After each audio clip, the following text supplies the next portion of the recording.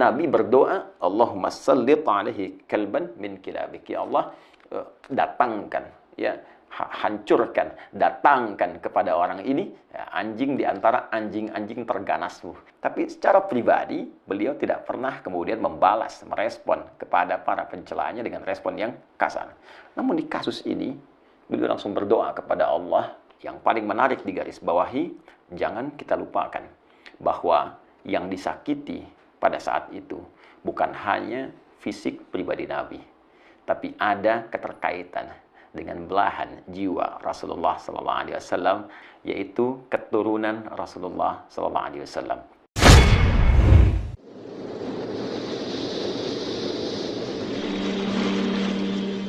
Bismillahirrahmanirrahim. Assalamualaikum warahmatullahi wabarakatuh. Alhamdulillah, wassalatu wassalamu ala rasulillah wa ala alihi wa sahbihi wa man wala wa ba'du. Saudara-saudariku, terdapat satu keterangan yang sangat menarik di dalam kitab Al-Kasyaf, ya, karya Al-Imam Zamakhsyari atau Mahmud bin Umar Az-Zamakhsyari Al-Khawarizmi. Kitabnya Al-Kasyaf an Haqa'iqit Tanzil wa Ayunil Aqawil fi Wujuh At-Ta'wil, atau sangat populer dengan sebutan Al-Kasyaf, di jilid yang keempat di halaman 297. Keterangan terkait dengan tafsir pembuka surah An-Najm, surah ke-53 urutan dalam mushaf Al-Quran, ketika menguraikan tentang pembuka di ayat Wan Najmi Idza Hawa, ayat pertama di surah ke-53 surah An-Najm. Dari sekian banyak pendapat, terkhusus 3 pendapat populer di kalangan para ulama tentang Wan Najmi Idza Hawa, ada yang menafsirkan dengan bintang Thuraya atau kejora, ada yang menafsirkan dengan tetumbuhan yang mulai jatuh, ada pula yang menafsirkan dengan turunnya Al-Quran secara bertahap. Namun demikian, ada keterangan yang sangat menarik yang diungkap oleh Al-Imam Az-Zamakhsyari dalam kitabnya ini. Mari coba kita simak dan kita bacakan bersama. Bismillahirrahmanirrahim. Wa an Urwah ibn Zubair radhiyallahu ta'ala anhu, ya, dari Urwah bin Zubair, semoga Allah meridai beliau. Beliau menyampaikan anna Utbah ibni Abi Lahab, bahwa Utbah bin Abi Lahab, Utbah ini satu di antara putranya Abu Lahab. Ya, jadi Abu Lahab itu punya putra, ada yang bernama Utbah, ada yang bernama Utaibah. Dan keduanya, ya, pra Islam pernah menikah dengan 2 putri Rasulullah SAW. Utbah menikah dengan Ruqayyah radhiyallahu taala anha, sedangkan Utaibah menikah dengan Ummu Kulthum radhiyallahu taala anha. Dikisahkan di sini tentang Utbah bin Abi Lahab. Wa kanat tahtahu bintu Rasulillah sallallahu alaihi wasallam. Diterangkan seperti apa yang saya tadi utarakan. Nah, sedangkan Utbah ini adalah suami dari putri ya Rasulullah sallallahu alaihi wasallam, yaitu Ruqayyah radhiyallahu taala anha, Sayyidah Ruqayyah. Arada al-khuruja ila Syam. Satu kali Utbah ini hendak bepergian ke Syam. Ya, Syam itu wilayah yang cukup besar sekarang, setidaknya mencakup 4 negara. Ya, jadi sekarang itu ada Syria, ya, di Syam, kemudian Lebanon, kemudian ada Palestina dan Yordania. Jadi wilayah Syam. Satu kali Utbah hendak keluar, ya, menuju Syam. Faqala la'atiyanna Muhammadan sallallahu alaihi wasallam fala'udhiyannahu. Ya, aku pasti akan datangi dulu, ya, Muhammad sallallahu alaihi wasallam, dan aku pastikan fala'udhiyannahu, aku akan menyakitinya dulu. Ya, jadi dia berniat sebelum berangkat ke Syam ini ingin mendatangi Rasulullah SAW dan hendak menyakiti beliau. Jadi berniat dengan serius ingin menyakiti Rasulullah SAW. Fa'atahu, maka kemudian ia mendatangi Rasulullah SAW. Faqala, dan dia berkata, ini ke ayah mertuanya, ya, sekaligus bahkan ke kerabat terdekatnya, karena Abu Lahab itu pun adalah paman Rasulullah SAW. Apa yang dia katakan? Ya Muhammad. Ini tak ada sopannya. karena berniat menyakiti, bahkan tidak memanggil dengan panggilan yang sopan. Ya Muhammad, wahai Muhammad SAW, huwa kafirun bin najmi idza hawa wa billadzi dana fatadalla. Dia menunjuk dengan kata ganti ketiga mewakili dirinya. Dia, si Utbah itu katanya, ini kalau sudah menggunakan kata seperti ini bentuk perendahan. Jadi seakan-akan tidak menganggap kehadiran Rasulullah SAW. Dia menunjuk dirinya besar dan berkata, dia, tahukah engkau Muhammad SAW, dia si Utbah itu, anaknya Abu Lahab. Padahal dia yang berkata, ya, kafirun bin najmi idza hawa. Orang yang ingkar bin najmi idza hawa. Ya, di sini kalau kita artikan tadi kepada 3 arti yang semula, diantaranya Al-Quran yang diturunkan, ya, dia berkata, si Utbah itu ingkar terhadap seluruh wahyu, ayat-ayat yang diturunkan ya kepadamu Muhammad sallallahu alaihi wasallam. Wabilladzi dana fatadalla, ya, dan juga ingkar terhadap yang mendekat kepadamu dan menurunkan wahyu. Ini Jibril alaihi assalam. Tsumma, maka apa yang dia katakan? Pertama, dia mengungkapkan pengingkarannya terhadap risalah dan nubuwah Rasulullah sallallahu alaihi wasallam dengan bahasa yang sangat kasar. Kemudian thumma tafala fi wajhi Rasulillah sallallahu alaihi wasallam. Waliyadu billah. Kemudian ia meludah, ia melecehkan wajah Rasulullah sallallahu alaihi wasallam, meludah di wajah Rasulullah sallallahu alaihi wasallam, wa radda alaihi ibnatahu wa talaqaha. Kemudian mengembalikan dengan kasar putri Rasulullah sallallahu alaihi wasallam, Sayyidah Ruqayyah, dan menalaki langsung di hadapan Nabi.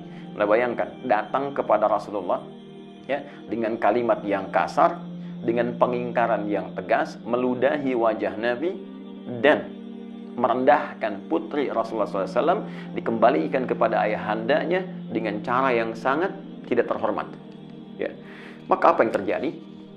Faqala Rasulullah SAW, maka Nabi pun langsung ya bersabda SAW, merespon apa yang diperlakukan oleh Utbah kepada beliau SAW dengan satu kalimat yang singkat dan padat. Allahumma sallit alaihi kalban min kilabik. Ya Allah, mohon kirimkan ya anjing di antara anjing yang paling ganas milikmu ya untuk menghancurkan Utbah ini. Jadi salit itu bukan cuma datang, tapi menghancurkan, merobek tanpa sisa. Ya, ini kalimat yang sangat jarang diungkapkan Nabi Sallallahu Alaihi Wasallam. Anda bisa saksikan bahwa Nabi pun pernah datang ke Taif dalam sejarah, ya, berdakwah. Beliau sampai dilempari, sampai berdarah-darah. Tapi ketika diminta oleh malaikat bermohon kepada Allah agar penduduk Taif diadab oleh Allah, apa yang Nabi katakan? Ya, jangan lakukan. Fa innahum qaumun la ya'lamun. Mereka belum tahu saja, mereka belum mengerti. Boleh jadi kelak di tempat ini akan tiba orang-orang beriman, akan datang kalangan lelaki, perempuan, besar, kecil, dan mereka mungkin akan beriman kepada Allah dan Rasulnya. Tapi yang paling menarik, di kasus ini Rasulullah tidak banyak berkata, tidak banyak berungkap, bahkan langsung bermohon kepada Allah untuk mengirimkan hukuman yang pantas bagi Utbah bin Abi Lahab. Saya ingin teruskan dulu bagaimana kisah selanjutnya, nanti kita akan ambil kesimpulannya. Kemudian wa kana Abu Talib hadiran fawajima laha. Ya, dan pada saat itu ada paman Nabi SAW, yaitu Abu Talib, ya, menyaksikan peristiwa itu. Fawajimalaha. Ya, ini diartikan di sini wajimalah sakata wa dhaharatid dahsyah fi wajhi. Ya, beliau langsung terpaku, ya, sakata, kemudian sakata ini diiringi dengan dahsyah, terpaku, ya, terpaku kaget, ya. Jadi kalau Anda mendengar satu peristiwa seperti ada tersengat halilintar kalau penerjemahan sekarang, jadi beliau langsung terpaku, kaget, kan?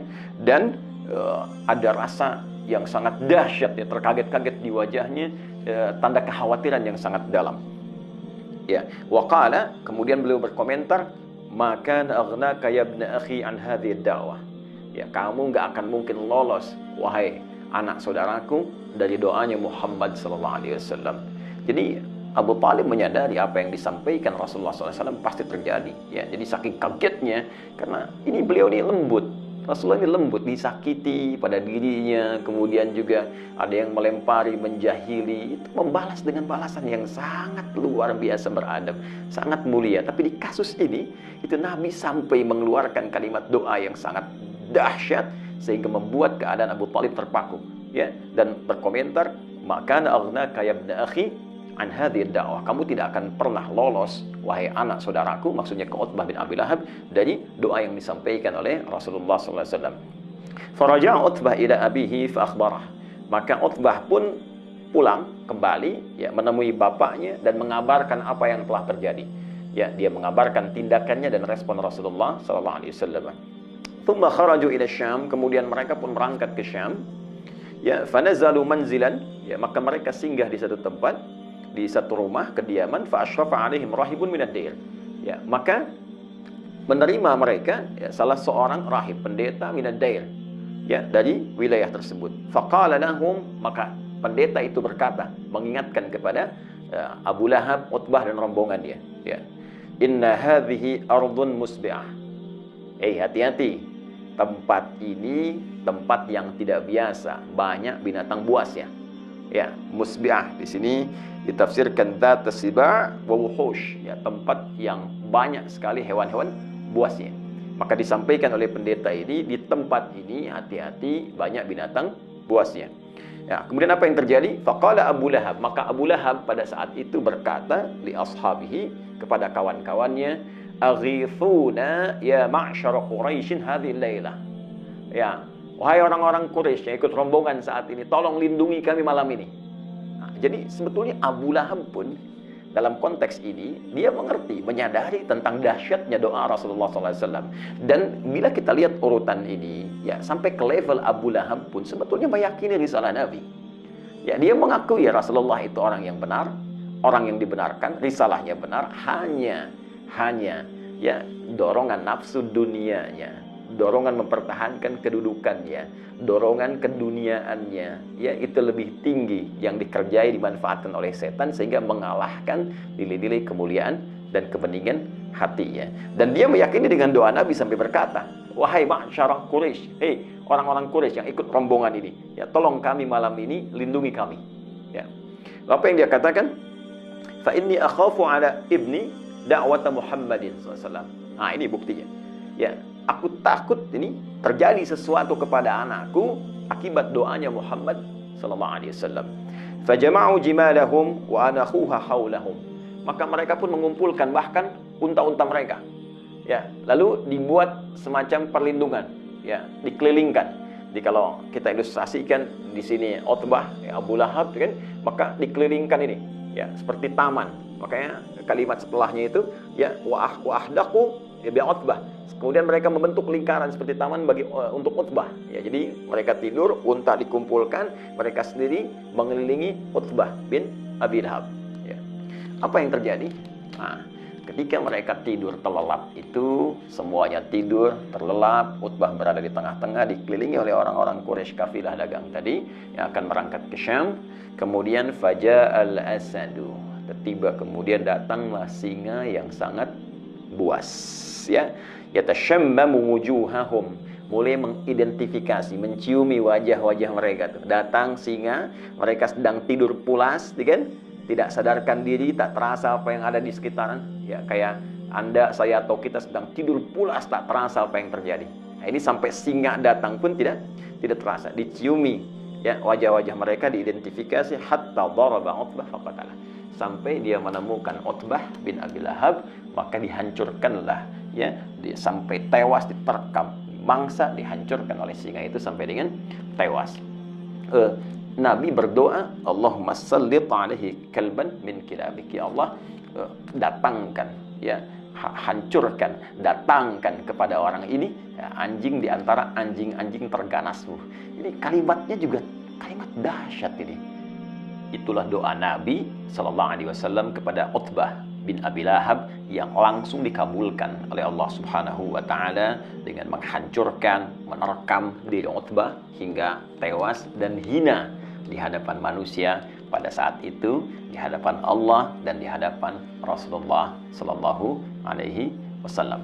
Ada yang menarik di kisah ini, tatkala seorang pujangga yang sangat populer, dan pujangga ini adalah pujangga yang seringkali membela Nabi SAW dan menjadikan seluruh syair-syairnya ya syair-syair beliau untuk menegakkan panji Islam dan membela izzah Rasulullah sallallahu alaihi wasallam. Beliau adalah Hasan bin Thabit, ya Hasan bin Thabit. Beliau berkata ya dalam salah satu syairnya, "Man yarji'ul 'ama ila ahlihi fama akilu sab'i birraji'i." Nah, jadi ketika terjadi peristiwa itu, beliau mengisahkan ya orang-orang yang pergi ke Syam pada masa itu, kata beliau, semuanya pulang kecuali ada satu orang yang tidak kembali karena diterkam dan dihancurkan oleh binatang buas. Nah, yang ingin saya sampaikan teman-teman sekalian di kisah ini adalah hal yang tadi sempat saya singgung di pertengahan uraian kami, bahwa Nabi itu orang yang sangat pemaaf, orang yang sangat mulia, orang yang selalu mengesankan kebaikan walaupun dalam konteks merespon satu hal yang menyakitkan. Beliau pernah disakiti dengan lemparan batu di Taif, seperti tadi sempat saya sampaikan. Beliau banyak dicela, disebut tukang sihir, disebut tukang syair, disebut orang gila, sampai banyak turun pembelaan langsung dari Allah Subhanahu wa taala melalui ayat-ayat Al-Qur'an. Tapi secara pribadi beliau tidak pernah kemudian membalas, merespon kepada para pencelaannya dengan respon yang kasar. Namun di kasus ini beliau langsung berdoa kepada Allah untuk mengirimkan satu balasan langsung kepada orang yang menyakiti beliau pada saat itu.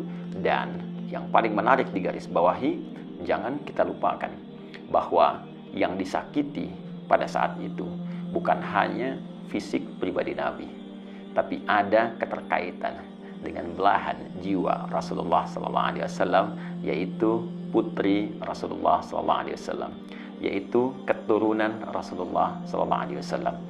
Jadi ternyata ada sementara ulama yang membaca peristiwa ini dengan satu pandangan yang sangat luas, dengan berkata bahwa Nabi SAW akan begitu peka dengan belahan jiwanya, akan begitu peka dengan keturunan dan keluarga besarnya. Jadi ketika ada yang menyakiti pribadi Nabi, Nabi bisa menahan. Nabi bahkan bisa mendoakan ya dengan hal-hal yang baik, yang ia bisa kembali kepada nilai-nilai kebaikan jika orang itu berniat untuk berubah. Tapi ketika yang tersinggung ya dari sisi Nabi adalah terkait dengan putrinya, terkait dengan keturunannya, dan dilecehkan di hadapan Rasulullah SAW, maka muncullah nilai-nilai yang tadi telah kita dapatkan, respon yang tidak biasa. Sehingga dengan itu dapat terbaca ketika Allah Subhanahu wa taala menurunkan satu ayat di dalam surah Asy-Syura. Ya, surah Asy-Syura di ayat yang ke-23. Ya, seakan Allah mengetahui perasaan Nabi ini yang tidak ingin terganggu dengan keluarga besarnya. Ya, yang tidak ingin dinodai keturunan beliau sallallahu alaihi wasallam, sampai Allah menurunkan satu ayat yang tidak biasa. Ya, perhatikan bagaimana Allah menyampaikan di ayat ini, surah ke-42, surah Asy-Syura di ayat yang ke-23. Dzalikal ladzi yubasysyirullahu ibadahu alladzina amanu wa 'amilus shalihat. Ini dibuka dengan kalimat, demikianlah Allah memberikan kabar gembira bagi orang-orang yang beriman dan beramal saleh. Ini meneruskan pernyataan Allah di ayat ke-22-nya yang menjamin orang beriman beramal saleh ditempatkan di Raudhatul Jannah, di taman-taman surga. Ya, namun setelah itu perhatikan lanjutan ayatnya. Qul la as'alukum 'alaihi ajra. Ya, katakan Muhammad sallallahu alaihi wasallam kepada seluruh umatmu bahwa risalahku ini, dakwahku ini aku sampaikan dengan tanpa mengharap imbalan apapun dari kalian.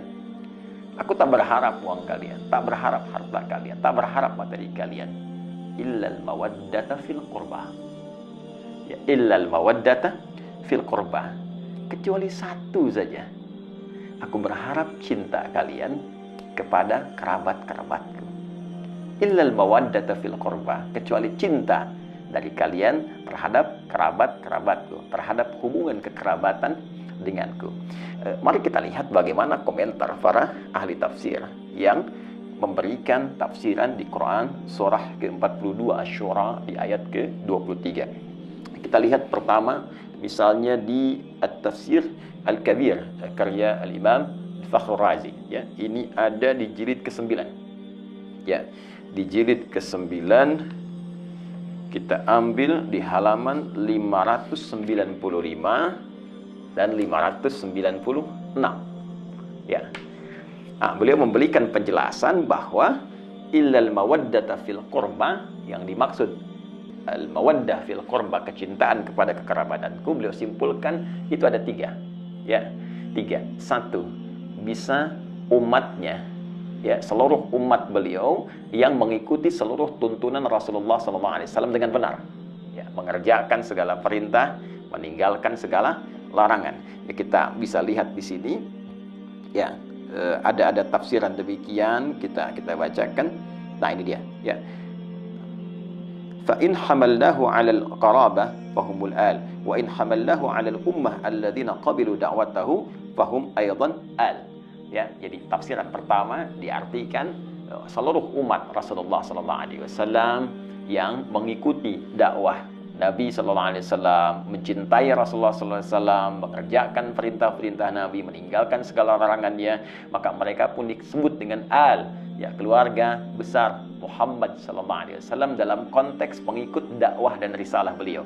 Ya, itu diikutkan pada firman Allah di Quran surah ketiga Ali Imran di ayat ke-31 di keumuman maknanya. Qul in kuntum tuhibbunallaha fattabi'uni yuhibbukumullah wa yaghfir lakum dzunubakum. Katakan Muhammad SAW, jika kalian semua umat-umat Muhammad SAW mencintai Allah, maka buktikan kecintaan itu, ya, dengan mengikuti tuntunan Rasulullah SAW. Ketika mengikuti tuntunan Rasulullah, maka dia dicintai oleh Allah seperti Allah mencintai Rasulullah SAW. Walaupun levelnya berbeda, tapi rasa cinta itu diturunkan. Karena Allah mencintai Rasulullah, mencintai pengikutnya, maka ada hubungan cinta yang menjalin kekerabatan antara Rasulullah dengan umatnya. Tafsiran 1. Tafsiran kedua diartikan pula dengan sahabat-sahabat Rasulullah SAW. Ya, ini terambil dari isyarat firman Allah, was-sabiquna as-sabiqun ulaikal muqarrabun. Ya, di surah Al-Waqiah, surah ke-56 ayat yang ke-10. Ya, was-sabiquna as-sabiqun, dan orang-orang terdahulu. Jadi jelas, was-sabiqun itu tafsir yang paling lebih mendekatinya, ya, bisa dikatakan lebih tepatnya itu kalangan para sahabat, ya, karena mereka disebut dengan as-sabiqunal awwalun, orang-orang pertama yang masuk Islam, ya, ada 40 orang, ya kan? Setelah itu sahabat-sahabat lain menyusul, was-sabiqunas sabiqun. Ya, adapun golongan orang-orang yang awal-awal masuk Islam, golongan-golongan terdahulu, ya, ulaikal muqarrabun. Nah, merekalah yang kemudian didekatkan kepada Allah, didekatkan kepada Rasulullah SAW. Ini langsung penegasan dari Allah bahwa mereka termasuk muqarrabun, ya, orang-orang terdekat dengan Rasulullah SAW. Jadi yang kedua, Al-Imam Fakhrul Razi mengartikan illal mawaddata fil qurba. Qurba di sana dimasukkan sahabat-sahabat Rasulullah SAW. Nah, tapi yang paling menarik ada yang ketiga, dan ini menempati level yang tertinggi. Yaitu langsung keluarga besar keturunan Rasulullah SAW. Ya, baik, ya, semua tersambung dari Al-Hasan ataupun Al-Husain ridwanullahu alaihima, yang keduanya tentunya tersambung kepada Sayyidah Fatimah Az-Zahra, ya, putri Rasulullah SAW, istri dari sahabat mulia Ali bin Abi Thalib karramallahu wajhah. Mari kita lihat teman-teman sekalian. Nah, di sini ada keterangan yang sangat menarik, ya. Warawa sahibul kasyaf, dan ini ada keterkaitan, ya. Pemilik tafsir al-Kasyaf Az-Zamakhsyari, ya, menyampaikan satu riwayat, ya, annahu lamma nazalat hadhil ayah, ya, tatkala turunnya ayat ini illal mawaddata fil qurba, ya, kemudian dikatakan kepada Rasulullah SAW, ya Rasulullah, wa ya Rasulullah, man qarabatuka haula'il ladzina wajabat alaina mawaddatuhum. Ditanyakan kepada Rasulullah ketika ayat ini turun, ya Rasulullah, siapakah yang dimaksud kerabatmu itu yang wajib bagi kami ini menyayangi mereka, mencintai mereka? Ya, maka apa jawab Nabi? Faqala, maka beliau berkata yang dimaksud itu yang spesifik, ya. Faqala Ali, wa Fatimah wa ibnahuma. Fathabata anna haula'il arba'ah aqarib an-nabi sallallahu alaihi wasallam. Kata Nabi spesifik disebutkan, yang spesifiknya adalah Ali, Fatimah, dan putra dari keduanya. Dan tentunya ini mencakup keturunan-keturunan dari mereka. Jadi Nabi menempatkan keluarga besar beliau dalam konteks keturunan yang tersambung kepada beliau itu di level pertama di al-mawaddah al-qurba, yang langsung memberikan jawaban kepada sahabat yang bertanya, siapa di antara ini ya mawaddah fil qurba, di antara kurba yang bagi kami wajib mencintai mereka, bagi kami harus menyayangi mereka, tidak boleh menyakiti mereka. Ya, maka dijawab oleh Nabi, di antara mereka itu level tertingginya adalah langsung keturunan dari Nabi sallallahu alaihi wasallam melalui jalur Ali bin Abi Thalib, Fatimah Az-Zahra, Al-Hasan dan Al-Husain. Kemudian wa idza thabata hadza wajaba an yakunu makhsusina bi mazidit ta'zim wa yadullu alaihi wujuh.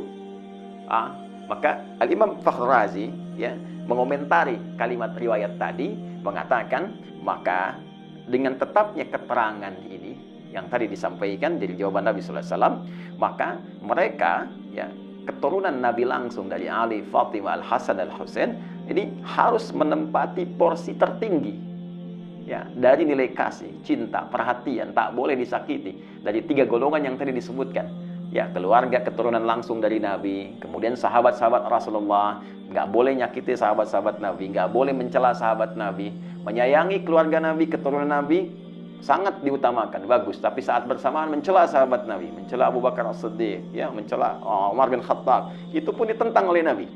Ya, jadi menyayangi semua dzawil qurba yang terkait dengan Rasulullah, ya, baik itu umatnya level terbawah, kemudian naik ke atas sahabat-sahabatnya, dan yang paling utama adalah garis keturunan Rasulullah sallallahu alaihi wasallam. Bahkan ya Imam Fakhr Razi langsung mengomentari, ya, bahkan ini kita bisa dapati beberapa petunjuk kata beliau.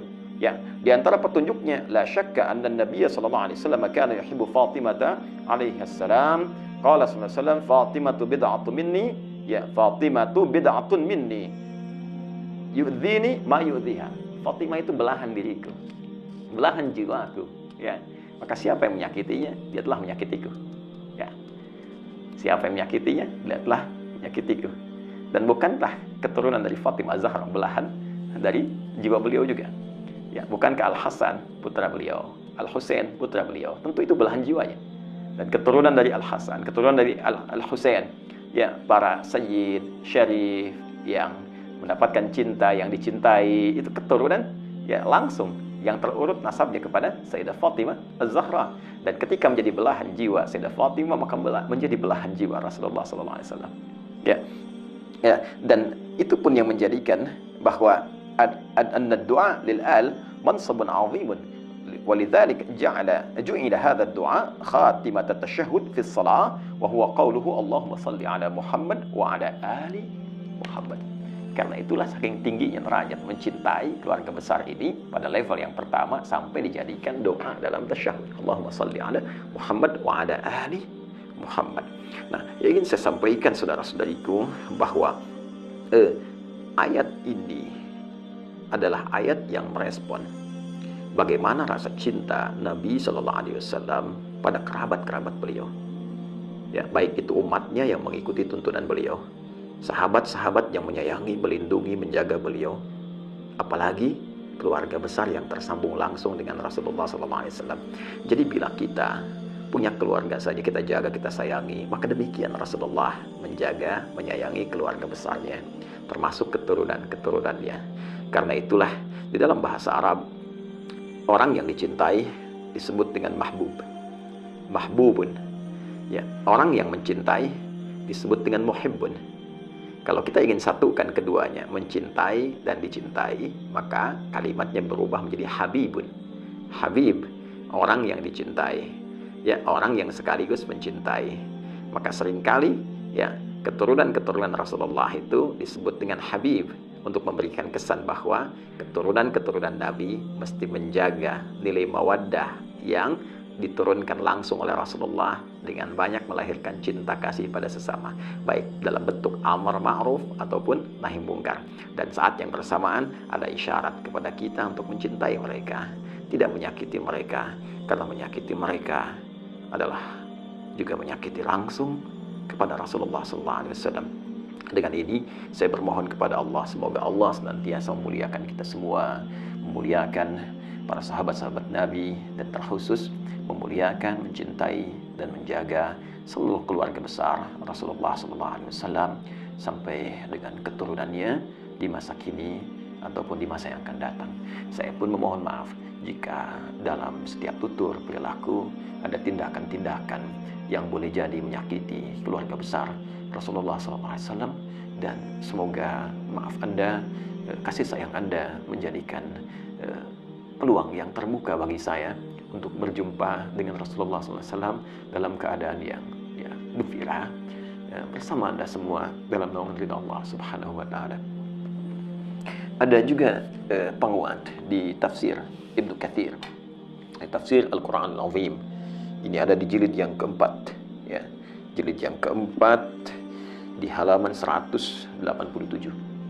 Ya, ini disampaikan riwayatnya, ya, waqala Sudai an Abi Dailam qala lamma ji'a bi Ali ibn al-Husain as-Sirah. Tatkala satu di antara keturunan Rasulullah SAW, ya, namanya adalah Ali ibn al-Husain, ya, pernah menjadi tawanan setelah terjadi peristiwa fitnah kubra, fitnah yang sangat besar.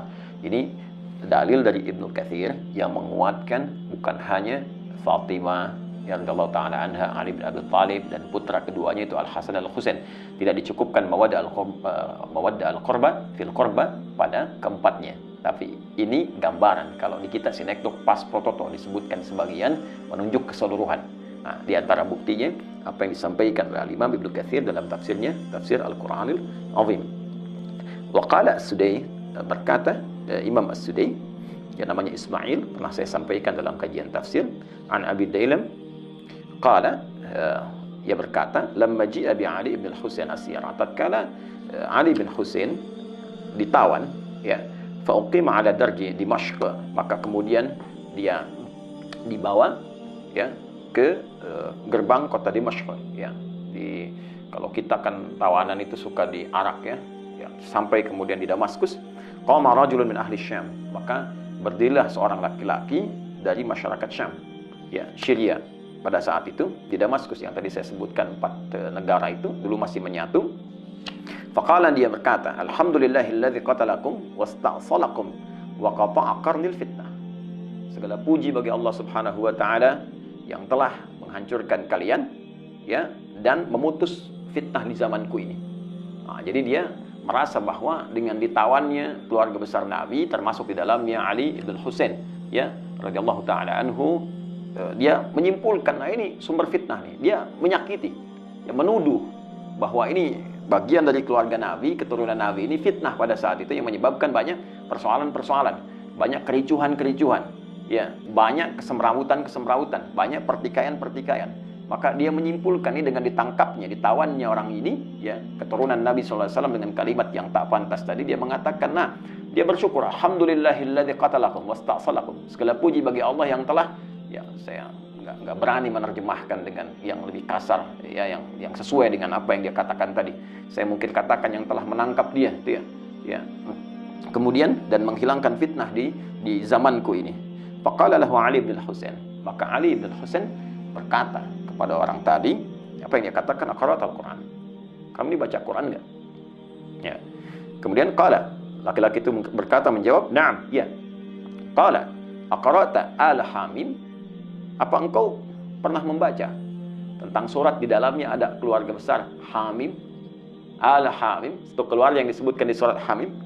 Qala qara'tul Quran, dia menjawab, aku membaca Al-Quran, walam aqra' al-Hamim, tapi aku enggak pernah baca al-Hamim. Ya, keluarganya Hamim, siapa itu keluarganya Hamim? Nah, teman-teman, di antara pembuka surah Al-Quran itu surah Asy-Syura itu dibuka dengan kalimat Hamim. Ya, Hamim, kan? Itu surah Asy-Syura, ya. Ada keluarga di situ yang diutamakan. Ya, siapa keluarga itu? Maka dijawab oleh Ali bin Husain, qala ma qara'ta, apakah engkau enggak baca di ayat 23 tadi, qul la as'alukum alaihi ajran illa al-mawaddata fil qurba.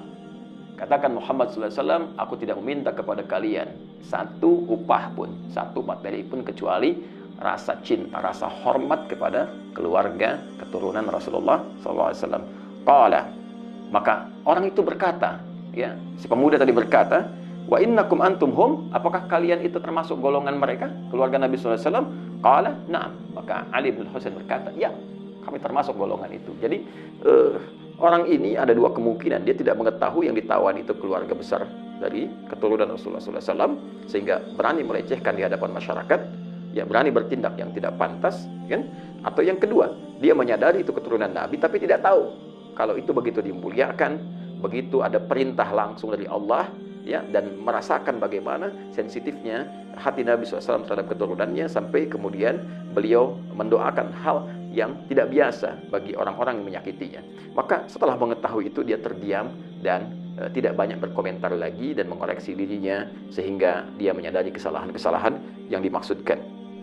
Ya, waqala, kemudian berkata Abu Ishaq As-Sabi'i, sa'altu Amr ibn Shu'aib an qawlihi ta'ala, ya, Abu Ishaq As-Sabi'i bertanya kepada Amr ibn Shu'aib, ya, tentang makna firman Allah Subhanahu wa taala, qul la as'alukum alaihi ajra illa al-mawaddata fil qurba, faqala qurban nabi sallallahu alaihi wasallam, ya, rawahuma Ibnu Jarir, ya, fi tafsirih. Maka dijawablah kemudian oleh Amr ibn Shu'aib, yang dimaksud di ayat ini spesifik, maksudnya adalah kerabat Nabi sallallahu alaihi wasallam. Jadi dari sekian tafsiran-tafsiran, ya, ada yang disepakati oleh para ulama yang dimaksud dengan kurba di sini, ya, ada yang menyebutkan bahwa ini kekerabatan Nabi di kalangan Quraisy, ada, tapi juga yang menekankan ini adalah keterkaitan dengan keluarga Nabi. Tidak sedikit dari kalangan para mufassir yang memberikan kesimpulan bahwa wajib bagi kita umat Islam untuk saling menyayangi, mencintai, yang dengan kasih sayang itu menjadikan kita sebagai kerabat Nabi Sallallahu Alaihi Wasallam. Wajib menghormati para sahabat, yang dengan penghormatan itu melahirkan rasa cinta dari Nabi kepada kita. Dan ada keharusan, wajib bagi kita menghormati, menyayangi, ya, para keturunan Rasulullah Sallallahu Alaihi Wasallam, sehingga dengan itu terbukalah gerbang cinta Rasulullah Sallallahu Alaihi Wasallam kepada kita semua dan menjadikan kita termasuk bagian dari kerabatnya.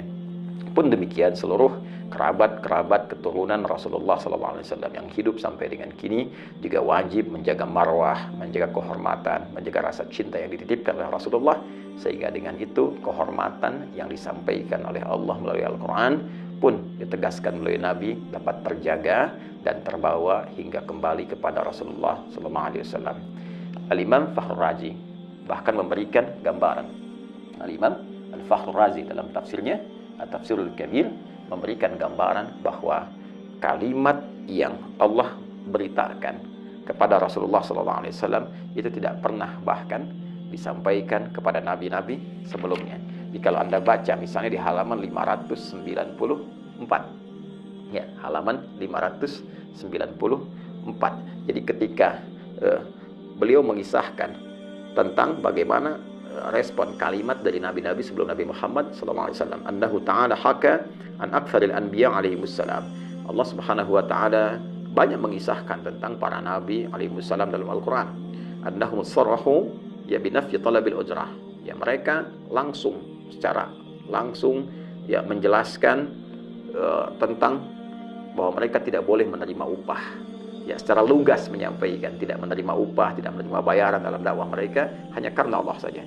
Fadzakara fi qissati Nuh alaihi salam, maka disebutkan kisah Nuh alaihi salam di surah Asy-Syu'ara ayat 109, wa ma as'alukum alaihi min ajrin in ajriya illa ala rabbil alamin. Aku tidak meminta kepada kalian upah bayaran, ya, kecuali hanya pahala dari Allah saja. Ya, wa kadza fi qissati Hud wa Salih wa fi qissati Lut wa Syu'aib alaihi salam. Ya, dan demikian di kisahnya Nabi Hud, Nabi Saleh, Lut, Nabi Syu'aib, semua mengatakan kalimat yang sama. Tapi khusus untuk Rasulullah, Allah berikan satu kalimat, illal mawaddata fil qurba, kecuali rasa cinta terhadap kekerabatan yang tersambung pada Rasulullah. Semoga kita saling mencintai, sehingga dengan itu dicintai oleh Rasulullah, dicintai oleh Allah, dan mengumpulkan kita dalam suasana cinta di surga Allah yang penuh dengan kasih sayang. Adi Hidayat. Assalamualaikum warahmatullahi wabarakatuh.